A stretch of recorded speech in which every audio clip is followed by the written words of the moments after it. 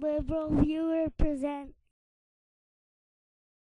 So I've noticed from some of my viewer comments that some of you have problems telling when I'm joking. On that issue, I wanted to point out that, like Stephen Colbert, I hate irony.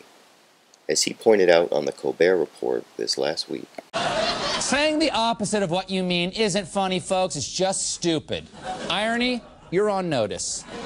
And if you understand Stephen Colbert's hatred of irony, you understand why he asks interview questions like this one. You make a good point. The Democrats are the party of death. Please explain to my audience, because I try to explain to them all the time, the Democrats are the party of death. Explain to them how raising the minimum wage and universal health care and pulling out of Iraq makes them the party of death. Because I've shouted myself hoarse about that to these people. But Colbert's hatred of irony sometimes leaves liberals with no seeming response but excessive earnestness, as exemplified by this exchange between Colbert and liberal author Peter Beinart. I like that Truman thing. I say we drop the A-bomb on these people, because that's one thing that Truman understood. That was a liberal value I can stand by. Truman also understood that America had to be a better, more just country at home if we were going to defeat the Soviet Union, and we did, very unlike what George W. Bush has done. Okay. Luckily, for those looking for a better response to Colbert, earlier this year, accomplished elocutionist Neal Katyal led the way with some truthiness of his own shown here. You know, Stephen, that's exactly right. You know, one of the things that they allowed me to do, I've been to Guantanamo, and the first thing I did when I went to Guantanamo was the government said, you're allowed to see the evidence against bin Laden, not against Tom Don. That would be too fair. So they showed me the evidence against bin Laden, and the first document was a highly classified document. It was this. I'm going to share it with all of you. It's a picture of you, Stephen, with Osama bin Laden in Afghanistan. Now, do you have something to share with us, Stephen? We used to be in a book group. It was me,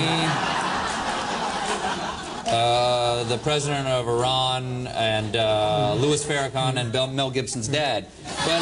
But the ultimate example may be James Carville, this last week, proving himself a kindred spirit to Colbert and his hatred of irony in this clip. Really long. I don't like. He sent in the National Guard to take over the refineries of the oil companies and make them give money to pay for things like roads and hospitals and schools. I mean, that sounds like communism, my friend. Perish the thought.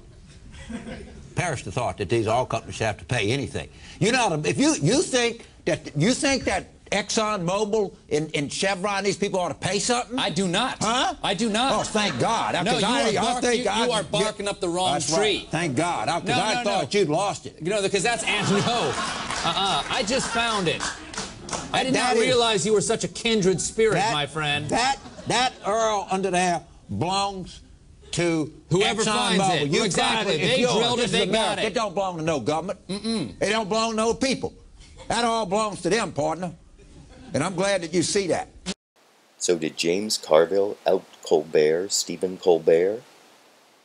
And do you hate irony as much as Stephen Colbert and I do? YouTube, you decide.